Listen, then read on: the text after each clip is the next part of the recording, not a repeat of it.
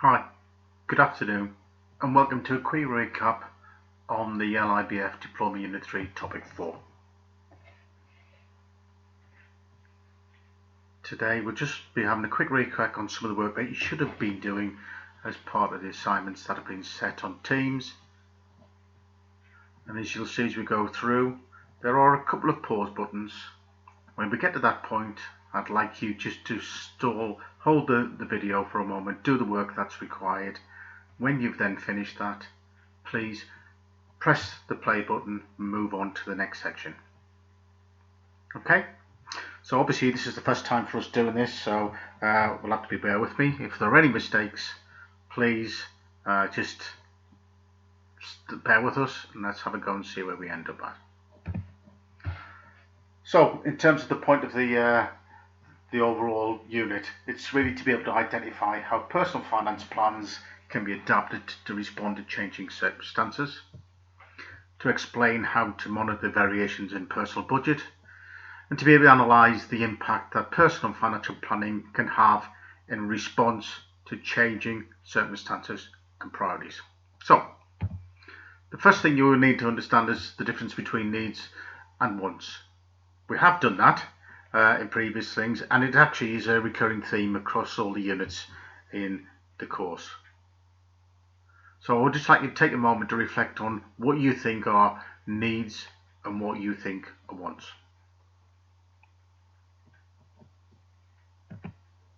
So when we are planning our budgets, our any financial management, we need to be clear about what we want to achieve and have some measurable objectives to do that.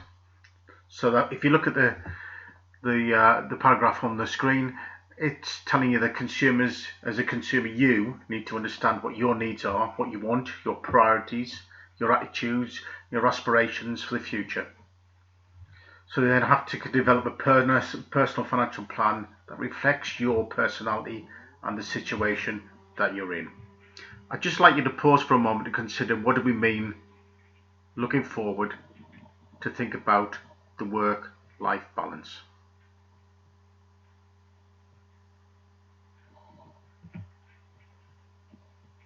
So when you write, as you're going along, I'd like you just to take some notes of this. Again, pause just for a moment on the slide and look at the key issues that are in there. Okay. However, for anything that we need, if you're just summarising where we are, we need to have financial stability and security. We're looking for job satisfaction. We're looking for a career development.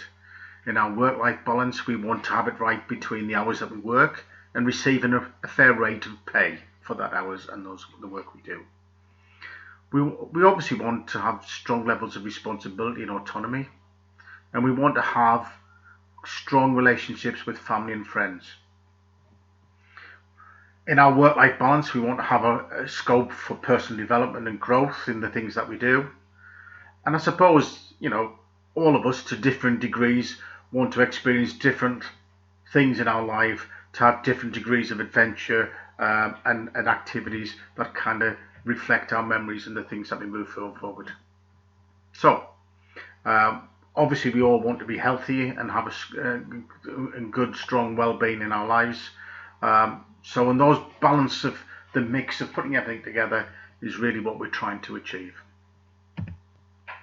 So, again, in terms of our attitude to financial planning, people have different approaches and different ways of thinking about what they want. Here are a number of questions that you might want to consider in terms of that financial planning and attitudes. Just again, take a moment, 5 or 6 minutes to consider your approach to those questions. Write them down and then we'll move on.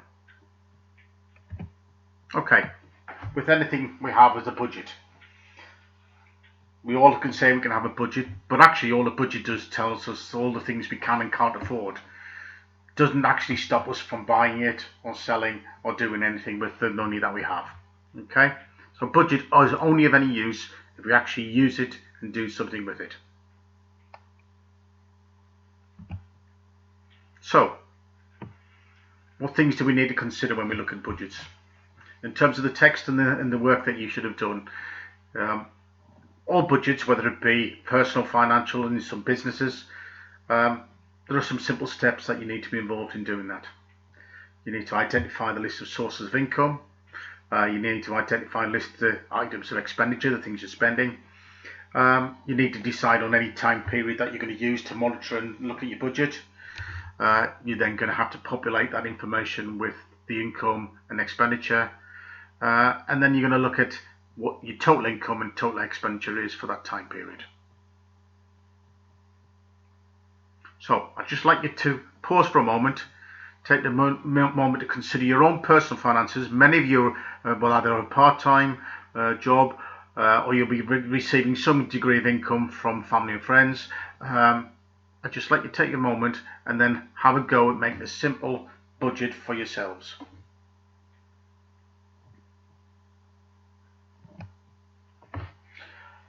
Okay, hopefully you've done that.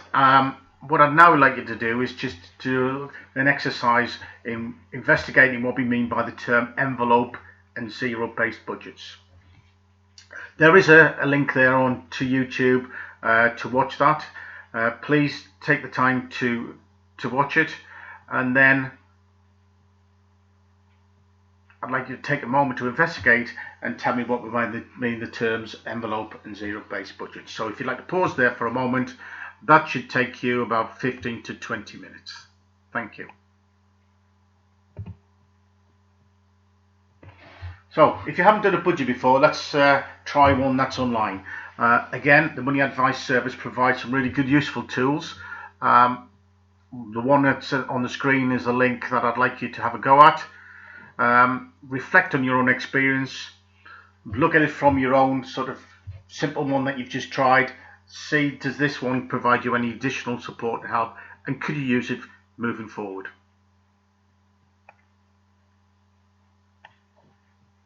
What I'd like you to do is to kind of look at financial situation and imagine that you were talking to say a year 9 student. How would you explain to them about what they need to do and go on? So, what's the point of a budget if you don't monitor it? So, we can do monitoring in a number of ways, and throughout the course it talks about the point of the various life cycles, the point of budgets, and what you need to do in terms of monitoring and revisiting your budgets and your financial position at any given time.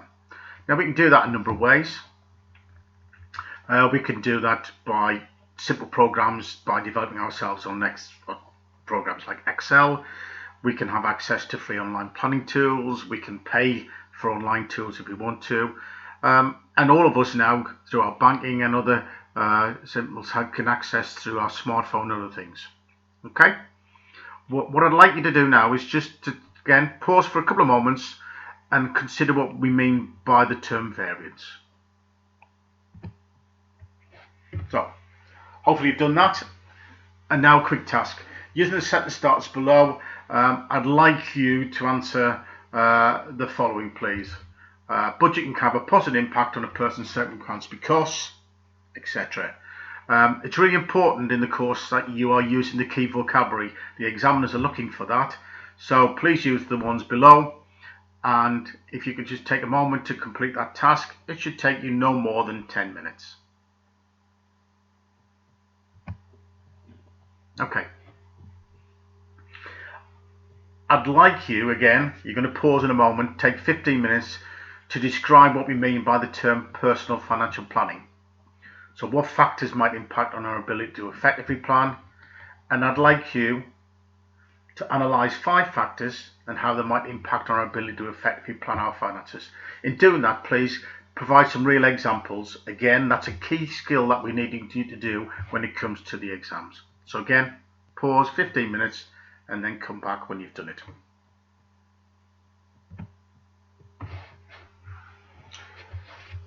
Right, so hopefully you've done that, and we'll now just really summarise some of the things that are going on.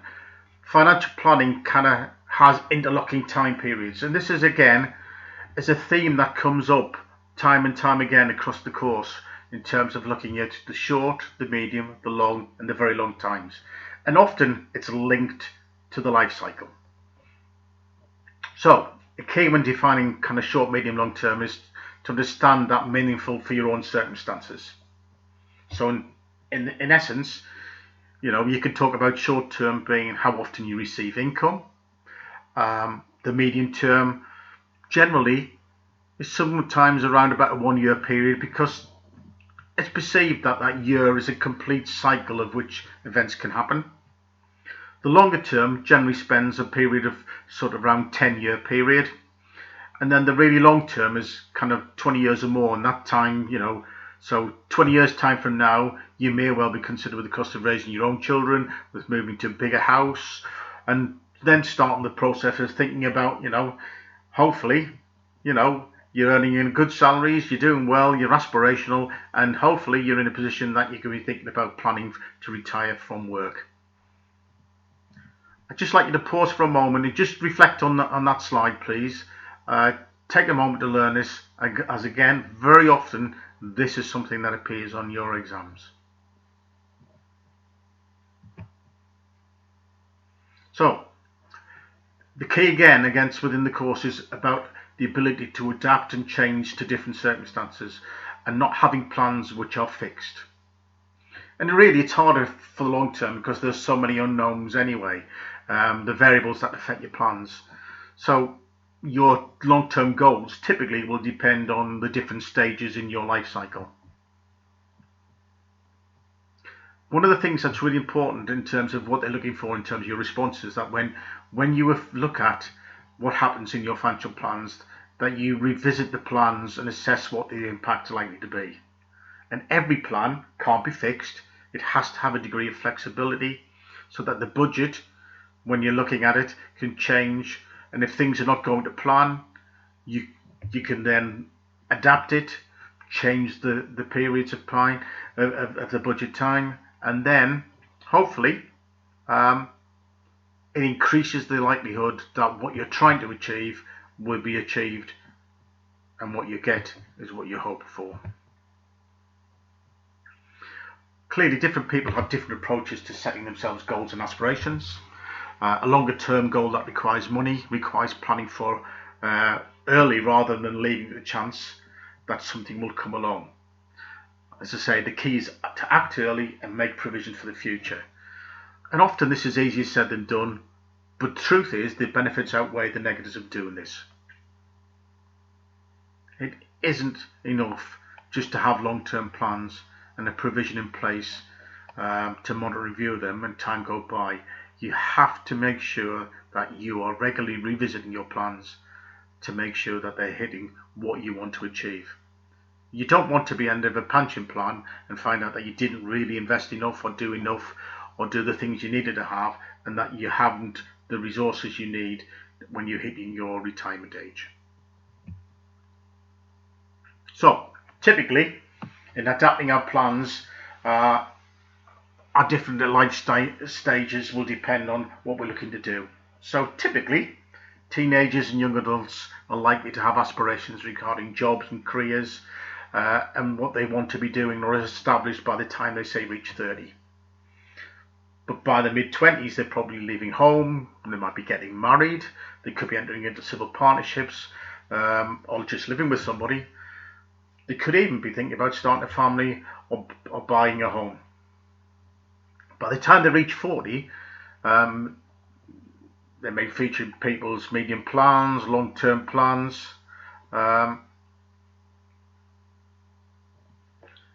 Very long-term plans will be focused around probably pensions and planning for retirement. So planning to achieve those will make lots of assumptions about how job their secure is, for example, how often or how much they may get paid, their increases, the possibility of a promotion in their career. Less probably thinking about is the impact of economic boom and bust, but these are real big issues that you need to think about, as well as what might happen to interest rates and the level of inflation. If you look at the table in figure 4.3, it shows the average house trend prices in since 1977, I think it is, until 2017. I'd just like you to pause for a moment, look at the table, and then I'd like you just to write down what you think your approach is in terms of buying a house. Do you have a long, medium, or short-term planning view? Again, thank you. Hope you've done that. So, as we've said in terms of summary, adapting our plans to fulfill our longer-term goals is largely dependent on a lot of external factors, and those are not all financial, but sometimes they're personal, so changes in family circumstances. It could be impacted by the age if someone moves into their first home on their own or has a child, how long their first serious relationship lasts. All of these things can impact on our personal financial plans. Sadly, the death of an elderly relative may bring an unexpected inheritance, while having to care for an aging parent on the other side may have a negative impact on our finances. Again, you can anticipate the likeliness and the effects of some of these changes, but having clear, realistic plans in place with the flexibility to adapt and amend them is really important. Finally, just like you to pause a moment and think about the things that you've learnt and how you're going to adapt them and use them in a case study or actions that you might have in an exam. You do need to complete the remaining tasks on the activity sheet for Unit 4, so you need to pause, turn to those activity sheets and then complete them. They're all available on Teams. Hopefully you've completed the activity sheets now. I'd like you to reread the text, the topic text again. It's on Teams, page 113 to 130 to highlight the key points. I'd like you to visit all the key references identified at the end of that chapter, and they're really important to give you the kind of the depth and the knowledge that you need for answering your questions. And when you've done that, please create on A3 paper or on Word a revision mat covering the key points that you have. So pause again, complete the rest of the work that's in place for us. So that's it. Thanks for listening. Stay safe. Complete the work to the best of your ability. It's really important that you do so. Look forward to seeing you all soon.